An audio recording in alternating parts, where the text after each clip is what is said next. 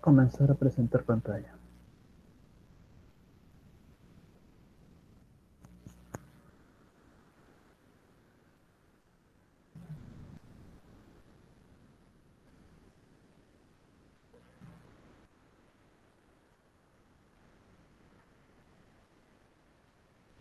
Bien.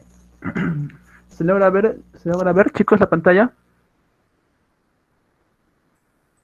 Sí, profe. Sí. Sí, sí Ya, se ve. muchas gracias.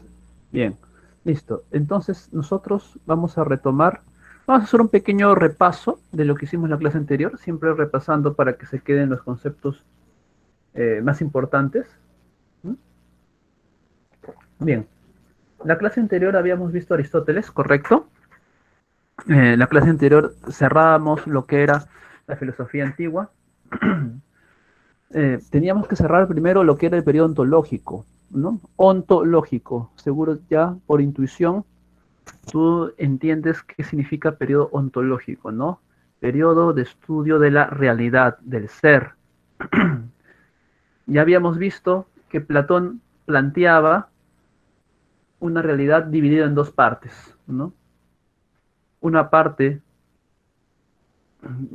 de la materialidad, de la sensibilidad, ¿m? Cambiante y generadora de opiniones, y como son opiniones, son incorrectas, falsas. Es lo que se conoce como el mundo sensible. Por otro lado, Platón decía, hay otro aspecto, ¿no? Donde se encuentra el alma, las ideas, todo lo que es intelectual, este mundo intelectual, ¿m? Es donde está la verdad, ¿m? Es eterno y se le conoce como el mundo inteligible. ¿M? Estos dos aspectos, dos mundos, son opuestos, como la verdad contra la falsedad. ¿M? Ten en cuenta eso. Es por eso que se le conoce al planteamiento de Platón como dualismo ontológico. Dualismo, dos, opuestos, ¿no? Muy bien. Aristóteles critica esto y dice, no, Platón, te equivocas. El mundo no está dividido, porque eso es lo que decía Platón, ¿no? El mundo está dividido entre verdad y falsedad, ¿no? Eterna, intelectual, la verdad; falsedad, basado en lo material, en lo sensible. ¿Mm? Aristóteles dice, no, el mundo no está dividido. Es más, la realidad no aparece nunca dividida. Al contrario, la realidad es un compuesto, una unión, ¿ya? Una unión. Si Platón se distingue por dividir la realidad, Aristóteles se caracteriza por unirla. Une lo material y lo intelectual, el cuerpo y el alma, la materia y la idea o la forma. ¿Cómo se llama esta unidad? Se llama sustancia. Es una unidad, un compuesto. Sustancia. Toda la realidad es sustancia. Por lo tanto, toda la realidad tiene esta unidad de lo material, de lo sensible y de lo intelectual, de lo inteligible. ¿Ya? Toda la realidad es un compuesto, una unión. Bien, nosotros habíamos dicho que esto planteaba una pregunta, ¿no? Si la realidad es material y la materia está sometida al cambio, entonces la realidad también cambia, ¿no? Sí, pues efectivamente la realidad cambia porque la realidad también es material. Muy bien. ¿Cómo explica el cambio Aristóteles? Explica diferenciando entre el presente, acto, lo que somos, lo que es, y el futuro, la posibilidad, la potencia, lo que podría ser. Y Aristóteles dice, cualquier cosa tiene estas dos cualquier cosa, cualquier sustancia tiene estas dos situaciones. La situación presente, acto, toda sustancia es en el presente algo. Toda sustancia, es decir, toda realidad es en el presente algo. Tu computadora es en este momento algo, tu computadora, tu instrumento de aprendizaje. ¿Qué podría ser en el futuro? No sé, pues pasado un tiempo seguro se convertirá en basura, que ya no sirva para nada. ¿Mm? Pasado un tiempo, esperemos que el plástico se pueda reciclar, no sé, creo que se demora como 500 años para degradarse. ¿Mm? Pero te das cuenta que con el tiempo, lo que es algo ahora cambia. ¿Sí? Cambia y podría ser un objeto, una sustancia diferente. En la diapositiva, si tú chequeas la diapositiva anterior de la semana pasada, que está en tu aula virtual, vas a ver que plantean el ejemplo de la semilla, ¿no? La semilla es semilla en el presente, árbol en el futuro, posteriormente puede ser eh, leños, posteriormente ceniza, si se la quema, y posteriormente humo. ¿Cuántas posibilidades, cuántas posibles futuros, ¿no? En potencia somos una variedad de cosas, en acto solamente somos una. Bien. Así se explicó el cambio según Aristóteles. Después, para Aristóteles, toda realidad, es decir, todo compuesto, toda sustancia, tiene cuatro causas. ¿No? La causa formal, la causa material, la causa eficiente y la causa final. Causa material nos refiere de lo que está hecho o nos refiere a lo que está hecho la sustancia. Es decir, su componente material. Por ejemplo, nosotros, ¿de qué estamos hechos? De músculos, huesos, nervios, órganos. Causa formal, aquello que define lo que se es.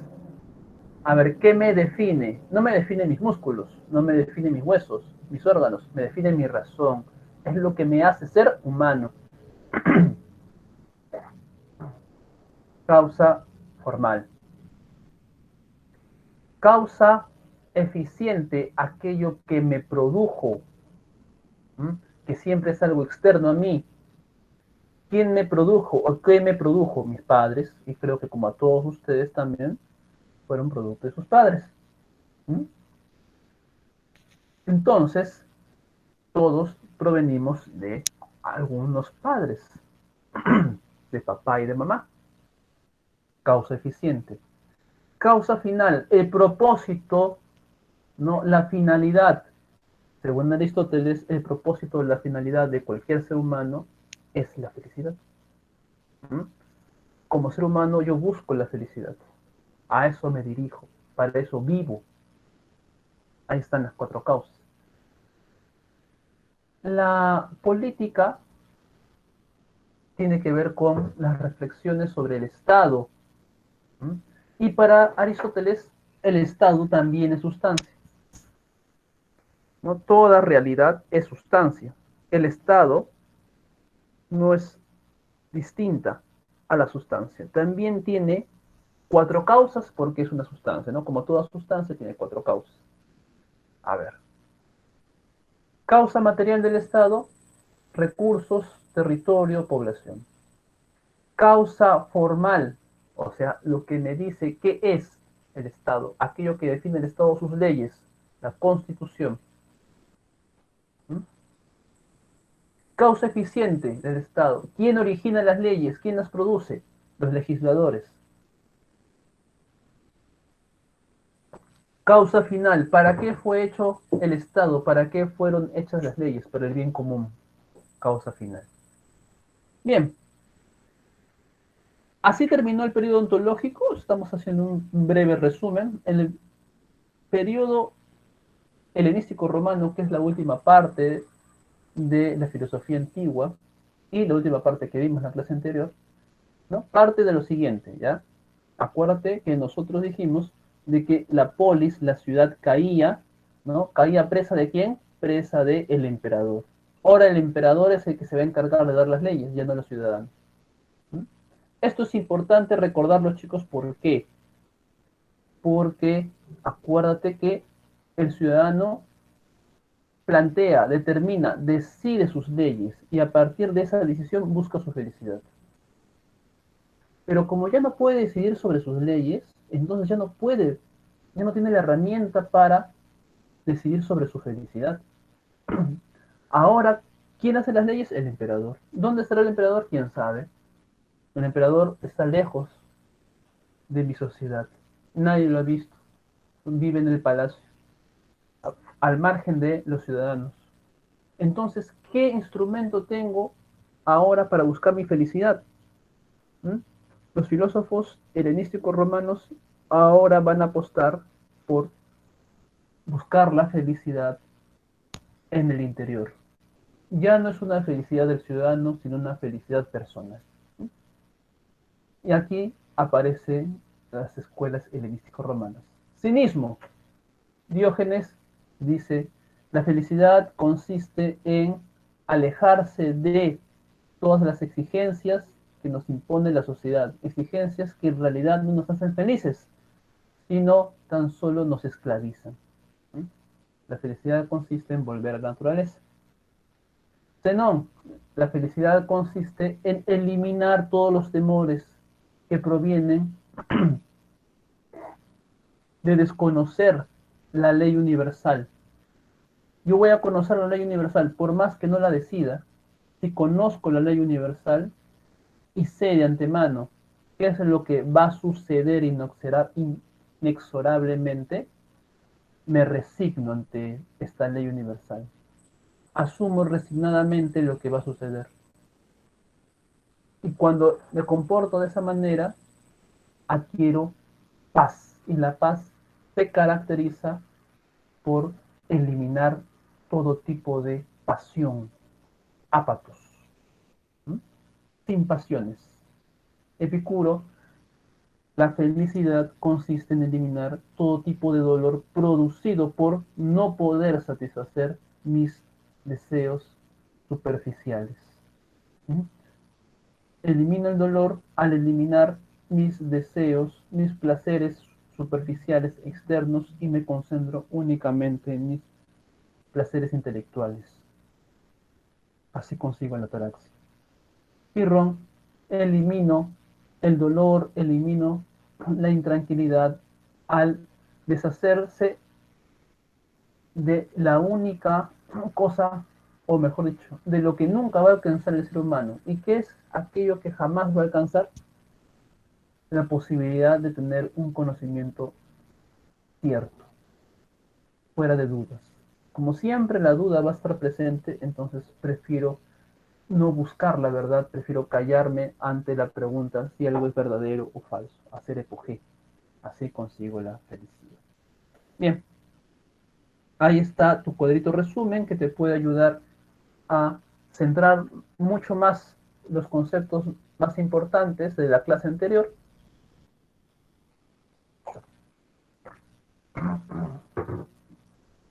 Y la evaluación. A ver, chicos, ahí está la evaluación. 1 barco, 2 enano, 3 dado, 4 dado, 5 avión, 6 avión, 7 enano, 8 dado, 9 avión y finalmente 10 avión. Bien, chicos, hasta ahí con el repaso. Ahora sí tenemos que pasar a la clase del día de hoy.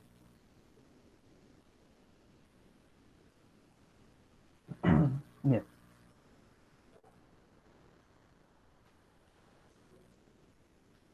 Entonces, hoy día vamos a ver el Renacimiento y la modernidad, pero sobre todo el Renacimiento. Se logra ver, ¿no? Se logra ver de PPT. Chicos, Sí, profe. ya, gracias. Bien.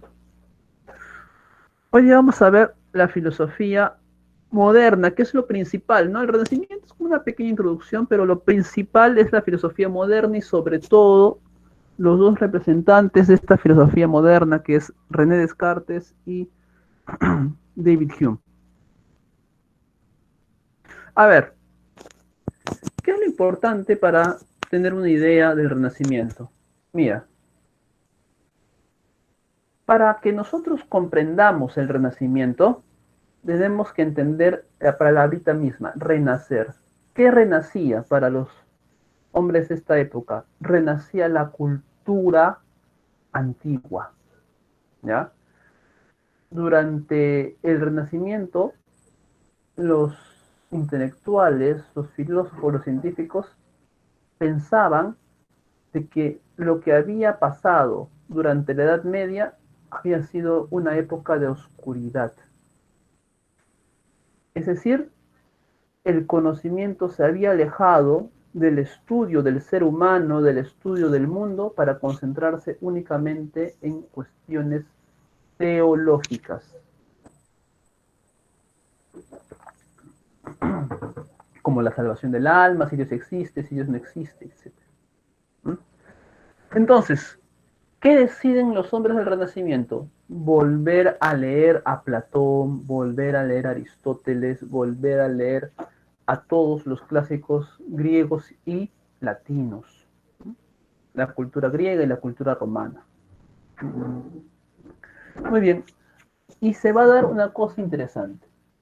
Van a surgir neoplatónicos, es decir, lectores de Platón que quieren seguir sus doctrinas, sus ideas, pero lo siguen de una manera bastante curiosa, bastante singular. ¿En qué lo siguen a Platón? En el uso de las matemáticas. Entonces se va a dar una revolución matemática en el siglo XVI que va a tener como consecuencia un nuevo planteamiento de la naturaleza, un planteamiento diferente del universo, ¿m? Que es precisamente la base para la formación de la ciencia tal como la conocemos hoy en día. ¿M? Si tú practicas física, mecánica, ¿m? Si haces aritmética, eh, todo eso se lo debes a los hombres del siglo XVI inspirados en Platón. ¿Mm? Muy bien, digamos que eso sería lo más importante para resaltar aquí en el Renacimiento. ¿Por qué es importante resaltar esto? Precisamente porque ahora viene el plato de fondo, la filosofía moderna, lo que nos interesa. Mira, la filosofía moderna, estimados chicos, nace con una intención parecida a cómo pensaban parecida eh, en pensamiento, en idea y motivaciones a los renacentistas. ¿Ya? Acuérdate que los renacentistas no querían saber nada, absolutamente nada, con su anterior pasado medieval. Muy bien, los filósofos modernos también tienen ese ímpetu, esa motivación. Están cansados, hartos, ¿m? De el aprendizaje, de las lecciones, de lo que han aprendido, ¿sí? En sus escuelas dirigidas por sacerdotes y teólogos. ¿Sí? Los filósofos modernos rechazan lo que han aprendido sus maestros de los libros y deciden lo siguiente, que desde ese momento solo van a validar el conocimiento que la razón, o mejor dicho, que el sujeto pueda demostrar. Al margen de lo que digan los profesores, al margen de lo que digan los libros, solo vamos a validar el conocimiento que el sujeto pueda demostrar que es verdadero. Si el sujeto no puede demostrar, por ejemplo, que Dios existe, por más que los teólogos lo digan, por más que los libros lo digan, entonces no lo vamos a aceptar. ¿Ya? Esta iniciativa de poner en la base al sujeto, ¿m? Para que valide si el conocimiento es verdadero, es correcto o es incorrecto o falso, y no hacerle caso a profesores o libros. Esa iniciativa pinta de cuerpo entero a los filósofos modernos. Y el que tiene precisamente un papel destacado en eso es Descartes. Descartes es el padre de la filosofía moderna precisamente porque él comienza esa manera de pensar. Él estudió en un colegio que se llama La Flèche, que era obviamente en Francia, sabes que Descartes es francés, ¿no? Y él le enseñaron en el colegio a Aristóteles, le enseñaron a los filósofos medievales. Él sale del colegio y dice, miren, no voy a hacer caso a mis profesores, no voy a hacer caso a Aristóteles. Es más, él decide quemar los libros de teología. Los quema, porque considera de que todo lo que dicen los libros, todo lo que le han enseñado sus profesores, es algo que no tiene fundamento, ¿m? Que no tiene un sustento claro, que no es para nada, eh, ¿cómo decirlo? Sostenible, que se le puede criticar, que es muy criticable, ¿ya? Por lo tanto, él decide, desde ahora, solo voy a tomar como cierta las cosas que mi razón acepta. Mi razón, no los libros, no los profesores, sino mi razón. Mi razón me va a decir qué es lo que tengo que tomar por cierto. ¿Mm? Ahora bien, ¿cómo le habla la razón a Descartes? Ahí viene el tema fundamental. Si yo le voy a hacer caso únicamente a mi razón, entonces tengo que escuchar a mi razón. ¿Y cómo habla mi razón? ¿Qué es lo que dice mi razón? Según Descartes, el lenguaje de la razón es un lenguaje matemático. Matemático. La razón habla a través de las matemáticas. ¿Ya? Y todo lo que dice la razón a través de las matemáticas tiene dos características. Es universal, se cumple para todos y es necesario, siempre se va a cumplir. ¿Mm? Entonces, ¿cuál es la característica de la filosofía moderna? No hacer caso a profesores, no hacer caso a libros. Solo voy a hacerle caso a a lo que yo considere que es cierto, a lo que yo, más que considere, tenga evidencias, tenga pruebas, fundamentos de que es cierto, de que es verdadero. Y en el caso de Descartes, ese sujeto se basa exclusivamente en la razón. Si la razón me dice que es cierto, que es correcto, yo lo acepto. Si me dice que no es cierto, lo descarto. ¿Cómo me habla la razón? Con las matemáticas. ¿Cuáles son las características de este lenguaje matemático en la razón? Pero universal y necesario. ¿Mm? Preguntas al respecto. ¿Les quedó claro?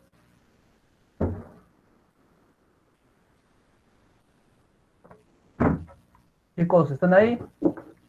¿Les quedó claro? ¿Alguna pregunta?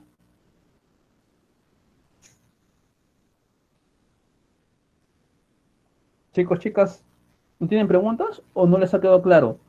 ¿O no están escuchando? ¿Cómo es?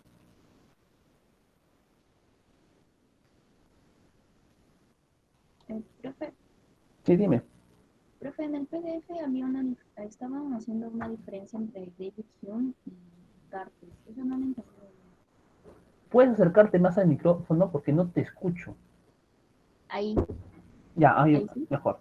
Ahí, esa diferencia entre Descartes y Hume no la entendí muy bien. Ya, Te estaba leyendo. ya, muy bien. Mira. Entonces, el punto de partida de la filosofía moderna es que el conocimiento va a ser aceptado o rechazado si el sujeto lo acepta o lo rechaza, ¿no? Ese es nuestro punto de partida. La diferencia está en que uno se va a basar en la razón del sujeto y otro en la experiencia. ¿Mm? La experiencia es demostrar todo, ¿no? La experiencia es confiar y, hacer, y afirmar, sobre todo, afirmar. Eso lo vamos a ver en unos minutos cuando veamos a Hume, ¿ya? Y todo lo que tengo en mi cabeza, todas las ideas que tengo en mi cabeza, provienen de los sentidos, ¿ya? Esa es la premisa básica de Hume y de los empiristas. Quédate con esa idea. Vas a ver que con el desarrollo de Hume, esa idea va a ser capital, central para trabajar y entender todos los empiristas. En cambio, Descartes va a decir, el que me va a decir si el conocimiento es cierto o falso es mi razón. ¿Mm? Esa es la diferencia que debes manejar. ¿Mm? Sí, está bien. Gracias, profe. Listo, no hay problema. A ver, antes de pasar al siguiente punto, ¿alguna otra pregunta?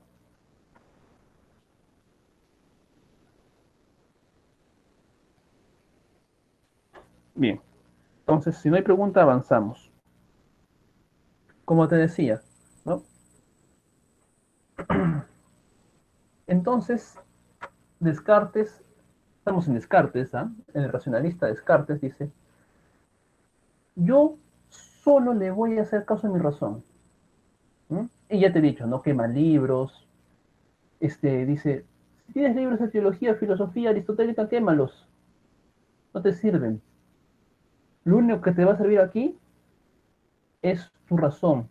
Y para ser más claro, es la matemática, porque la matemática es el lenguaje de la razón. Escucha el lenguaje matemático. ¿Qué significa escuchar el lenguaje matemático? Conocer de matemáticas, pues, ¿no? Aprende matemáticas. Ese es el lenguaje de la razón. Con eso vas a descubrir qué es lo cierto y qué es lo falso. ¿Mm? Entonces lo que hace Descartes es darle reglas, pautas, ¿ya? A todo aquel que quiera escuchar a la razón, a todo aquel que quiera comenzar a pensar de manera matemática. Y esas pautas, esas reglas, son las reglas del método. Las reglas del método es la forma de pensar matemático. ¿Cómo se trabaja en matemáticas? Bueno, en matemáticas se parte de un axioma, de una evidencia. ¿Mm? A partir de la evidencia, ¿qué haces? Deduces. ¿Mm? Es decir, vas de lo simple a lo complejo, ¿no? Aquí, en el análisis, va de lo complejo a los elementos simples. Ahí hay un error, ¿no? Tienes que voltear. ¿Mm? Vas deduciendo. Y una vez que deduces, ¿qué haces?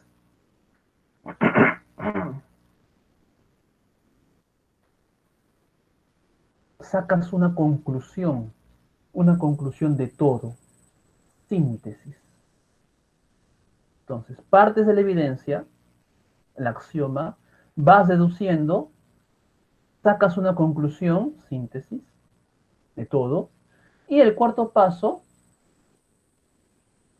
verificas que todo lo anterior sea correcto. Esas son las reglas para pensar de acuerdo a las matemáticas, para pensar matemáticamente. ¿Mm? ¿Ya? Según Descartes, de esa manera vas a poder escuchar a tu razón y vas a poder, por lo tanto, saber qué es exactamente lo verdadero y qué es lo falso. Cuál es el conocimiento y cuál no es conocimiento. ¿Y qué no es conocimiento? Muy bien. Pero hay aquí un problemita.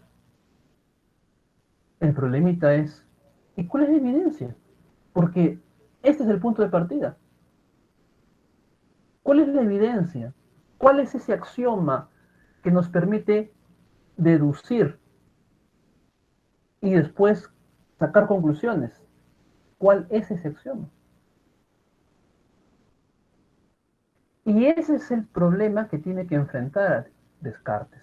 Descartes tiene que enfrentar cuál es el axioma que va a permitir a la razón darnos conocimientos verdaderos. Si no resuelve este problemita de encontrar este axioma, esta evidencia, es decir, algún conocimiento que sea tan claro, ¿m? Tan fuera de cualquier duda, que a partir de él todo conocimiento será verdadero, ¿ya? Si no resuelve precisamente encontrar esa evidencia, no puede haber pues conocimiento y su proyecto de escuchar a la razón no va a funcionar. Y es por eso que se embarca en encontrar esa evidencia.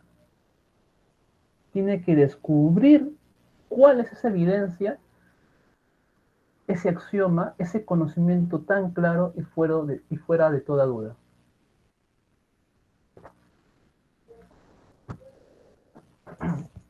Y para eso plantea trabajar con la duda metódica.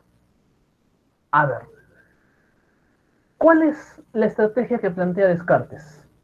Acuérdate, Descartes tiene que encontrar esa evidencia, si no va a ser imposible que la razón nos diga algo. ¿Mm?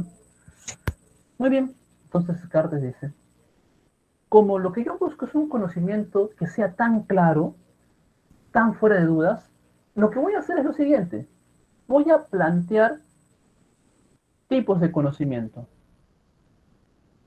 y voy a someterlo a prueba. Voy a someterlo a prueba. Si aparece el menor indicio de duda, rechazados. Voy a someter a prueba entonces los conocimientos que tengo y si aparece el menor indicio de duda, rechazado. Porque el objetivo es tener una evidencia. El objetivo es tener un conocimiento que esté fuera de toda duda. Y comienza pues esa estrategia. Bueno, a ver, conocimiento sensible, el conocimiento que me dan los sentidos,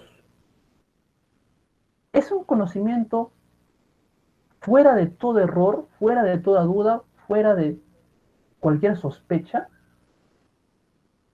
Por ejemplo,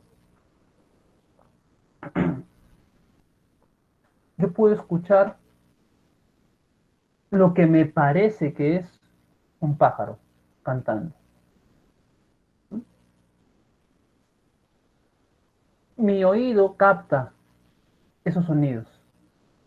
Mi oído me indicaría, afuera hay un pájaro cantando. Salgo, compruebo y de repente no es un pájaro cantando. Es cualquier otra cosa. Ya no es, ya dejo de sentirle o tenerle algo de confianza a lo que me puede ser mi oído. A la distancia veo una persona que parece que me saluda y por lo tanto parece que la conozco. Me acerco y me doy cuenta que no me saludaba. Era que estaba parando el micro y no la conozco. Dejo de sentir confianza por mi vista. Entonces, los sentidos para nada son confiables.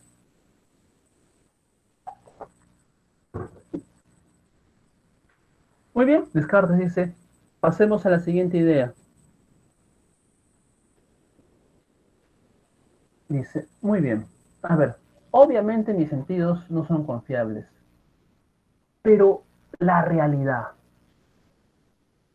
Saber de que estoy sentado aquí en mi cuarto hablándoles a ustedes, ¿no? En una clase de filosofía vía Google Meet para la CEPREUNI, que fuera de mi cuarto están mis padres, ¿no? Descansando, que estoy en mi casa, en Lima, que Lima es parte del Perú, y el Perú está dentro de la Tierra, del planeta Tierra, en el continente sudamericano. Yo creo que eso es real, ¿no? Alguien podría dudar de que está en su casa, en su cuarto, o frente a un celular, o frente a su computadora escuchando la clase. ¿Alguien dudaría de que está en una clase de filosofía de la CEPREUNI? Yo creo que no, ¿no? Pero Descartes dice, ¿y por qué no? ¿Acaso no se puede montar una imagen y un audio y hacer como que alguien te habla? Tú no me ves, tú solamente me escuchas. Tú piensas que yo estoy detrás de la pantalla. Capaz no estoy. Capaz tan solamente es un audio ya grabado. ¿Mm? Yo, por ejemplo, pienso que ustedes están detrás ahí escuchándome, pero quizás no están. Ustedes piensan de que al matricularse en la CEPREUNI están dentro de una institución, pero ¿cuántas veces se ha armado algo para engañar a la gente?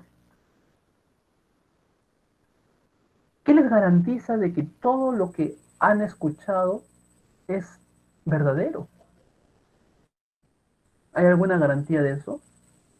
Descartes dice, no hay garantías.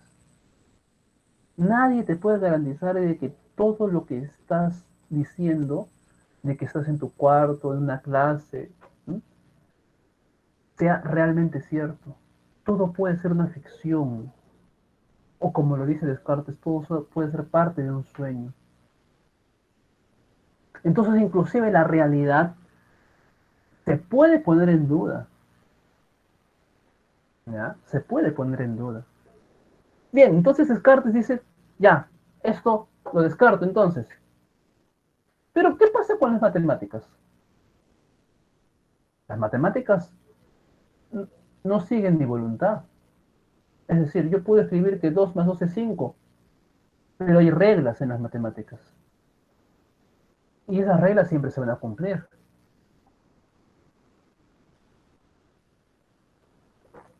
¿Mm?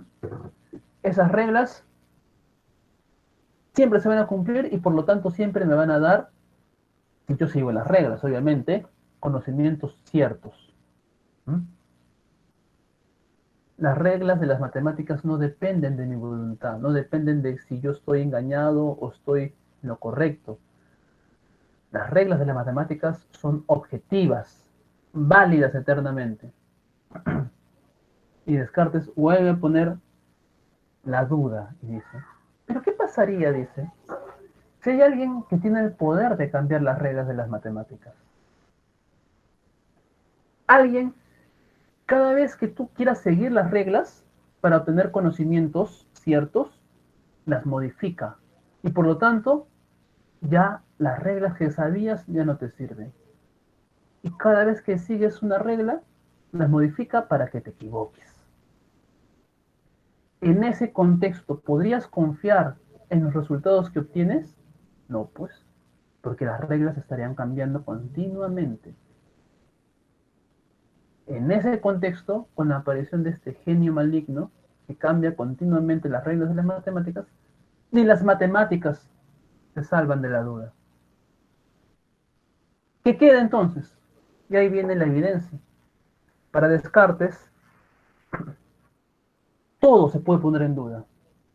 Todo, menos algo. No se puede dudar de que ha estado dudando. Lo único que sabe es que ha estado dudando y que sigue dudando. Por eso, si dudo, sé que existo. Porque el hecho de dudar me indica de que alguien duda. Si dudo, existo. ¿Mm? Es por eso que Descartes dice, si pienso, entonces existo. Dice pienso porque dudar es una facultad del pensamiento. ¿Ya? Si pienso, entonces existo. Uno podría decir, ¿no? Si dudo, entonces existo. Y eso es cierto, es lo único que sé. Y ese es mi punto de partida, mi evidencia. ¿Ya? Esa es la verdad que estaba buscando Descartes. Y a partir de ahí, comienza ya a trabajar como buen matemático, comienza a deducir. A partir de esa premisa básica de que yo sé que pienso, yo sé que dudo y por lo tanto sí que existo, puedo deducir las matemáticas, ideas innatas. Pero también como premisa tengo la idea de que Dios existe. ¿No? Tres ideas innatas entonces, chicos, chicas.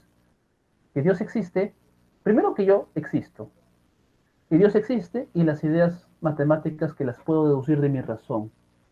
Que sé que existe porque he estado dudando, ¿no? Ideas innatas. Son las ideas más claras, más ciertas. ¿Mm? Después vienen las ideas adventicias.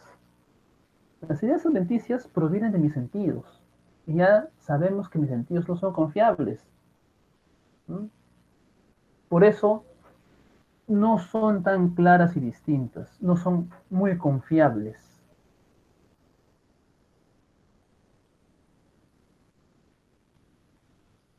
Tercero, las ideas facticias o de la imaginación. Son ideas producidas por mi imaginación. Son ideas, por lo tanto, que no existen en la realidad. ¿Mm? Son generadas por mí. Bien. ¿Alguna pregunta para pasar al empirismo? ¿Alguna pregunta aquí o aquí? Profesor, Sí, dime. y Descartes también duda de sus ideas innatas. Ah, muy buena pregunta. Mira, como Descartes ya encontró su evidencia, ¿te acuerdas? Ya encontró la evidencia, Sí, eso es lo que hemos estado hablando. A sí, sí, partir de ahí, comienza a deducir. O sea, ya tiene su evidencia. Ya sé que la razón existe, porque es la razón en la que ha estado dudando, dudando, dudando. Muy bien. Si ya tiene la evidencia y ya sabe que existe, ya sabe que la razón es verdadera, porque es esa precisamente la evidencia siempre va a ser verdadera, ¿no? Todo aquello que proviene de la verdad, ¿cómo es? ¿Verdadero o falso? verdadero, cierto. Ya, verdadero. Entonces no tiene por qué dudar de las ideas innatas. ¿Te das cuenta? Si Tiene proviene de certeza. la razón, no tiene por qué dudar. ¿Mm? Ujú. De lo que sí puede dudar son de las ideas advertencias. Estas sí, porque provienen de los sentidos, pero de las ideas innatas no. ¿Mm? Ya, profe. Gracias.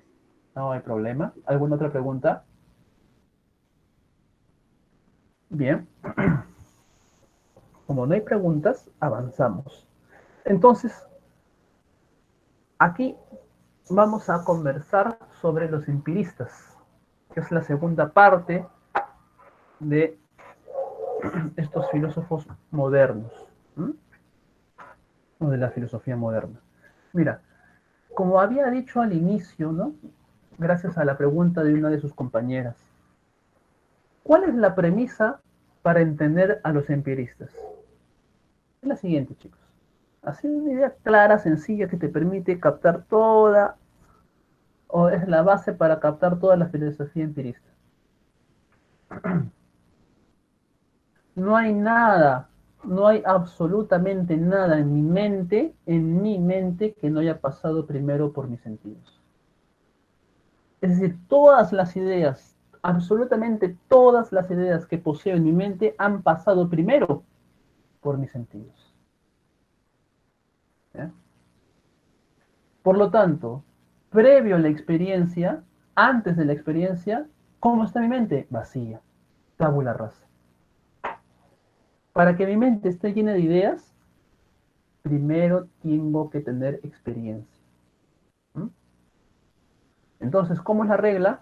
No hay nada, absolutamente nada, en mi mente que no haya pasado primero por mis sentidos. Esa es la regla. Nosotros vamos a ver a Hume. Vamos de frente ya a lo que nos interesa. A ustedes también y a mí. A ver, mira. Entonces, nuestro punto de partida son los sentidos, la experiencia que mis sentidos puedan tener. ¿Cómo llama Hume a las experiencias? Las llama impresiones. Y dice, ¿ya? Las impresiones pueden ser impresiones vivas o, o menos vivaces. Es decir, yo tengo una impresión vivaz, intensa, es porque estoy teniendo la experiencia en este momento. Si yo tengo una impresión, digamos, de poca vivacidad, es porque estoy recordando la experiencia que tuve. ¿Ya?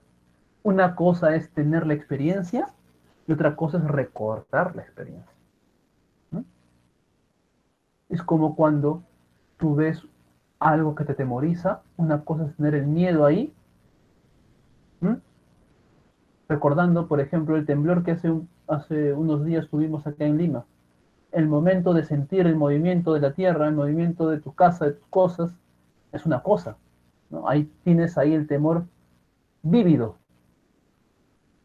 Pero cuando pasan los días y recuerdas, ya no es la misma sensación, ¿no? Entonces tener esa diferencia bien en claro, ¿no? Una cosa es el recuerdo de la experiencia y otra cosa es la experiencia en sí misma. Muy bien. Ahora, Hume diferencia dos tipos de experiencia, dos tipos de impresiones.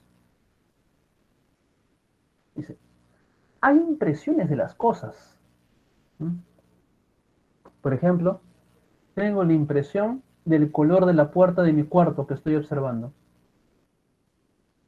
Tengo la impresión de las voces que rodean, ¿m?, mi cuarto. Están conversando las personas, pasando y conversan. Tengo la impresión del frío de mi suelo, el suelo de mi cuarto, que por la humedad se convierte en más frío y eh, me da frío, me genera frío. ¿Mm? Son experiencias de las cosas. A esas experiencias se les llama impresiones de sensación. Por otro lado están las impresiones de reflexión. Son la experiencia, pero de tus sentimientos. Hace un momento hablábamos del temor, del miedo, cuando pasó el temblor. Muy bien, tú no solamente veías las cosas moverse, sino sentías, por ejemplo, el corazón en la boca a los más temerosos por el temblor. ¿Ya? Esa sensación de miedo es una impresión de reflexión. O la sensación de reflexión, de alegría que puedes sentir porque un pariente mejora en su salud. Sentimiento de tranquilidad, de alegría. Sentimiento, o perdón, impresión de reflexión. Todo tipo de sentimiento te genera una impresión. ¿Ya? Jung no la llama sentimiento, la dice pasión, ¿no? También se le conoce como experiencia interna. Muy bien, entonces ahí están los dos tipos de experiencias, ¿no? Las experiencias de las cosas y las experiencias de los sentimientos. Impresión de sensación, impresión de reflexión. Ahora, por otro lado están las ideas. Como te dije que un tipo de idea es el recuerdo. Yo recuerdo el temor que sentí cuando se movió la tierra. Recuerdo la alegría de ver a mi familiar recuperado de la enfermedad. Recuerdo la pena que sentí cuando me enteré que tal fulano o fulana se enfermó. Recuerdo, es una idea. ¿Mm? También hay ideas construidas, que no son propiamente, que no nacen de un recuerdo, sino que nacen de la construcción de mi imaginación. ¿Mm? El clásico ejemplo, ¿no? Veo un caballo, veo un águila, saco las alas al águila, le pongo al caballo y tengo un Pegaso. Veo un hombre y un caballo, ¿no? Tomo la parte del torso y la cabeza del hombre y la parte trasera del caballo, las patas nada más. Tengo un centauro, junto las cosas. Mi imaginación produce ideas que no existen, pero que toma de la experiencia. Ya, la idea de la sustancia. Aquí viene algo importantísimo. Voy a ser bien directo, chicos, chicas, para que la capten.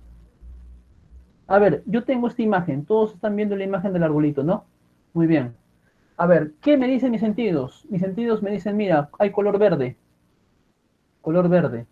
Hay formas curvas. Veo las formas curvas. Hay forma rectangular. Veo la forma rectangular. Hay color marrón. Ya. La forma y el color pasa por mis ojos. Muy bien. La forma y el color. Díganme ustedes, ¿por qué sentido o por cuál sentido capto el árbol? La respuesta es por Vista. ninguno, ninguno.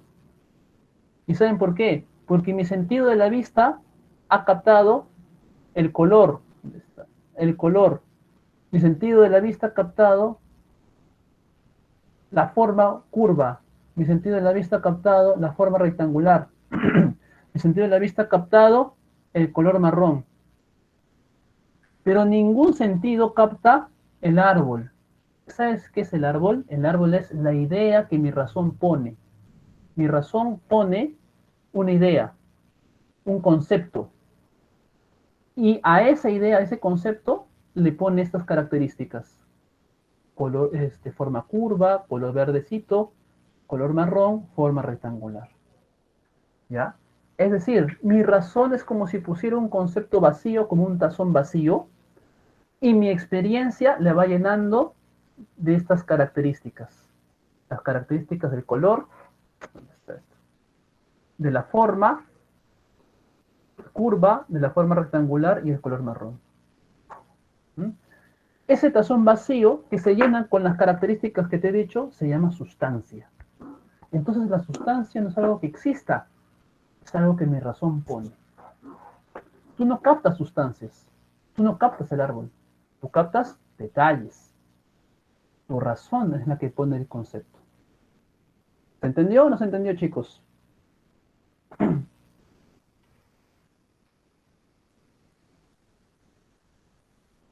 ¿Hay preguntas o no hay preguntas? ¿O les quedó claro?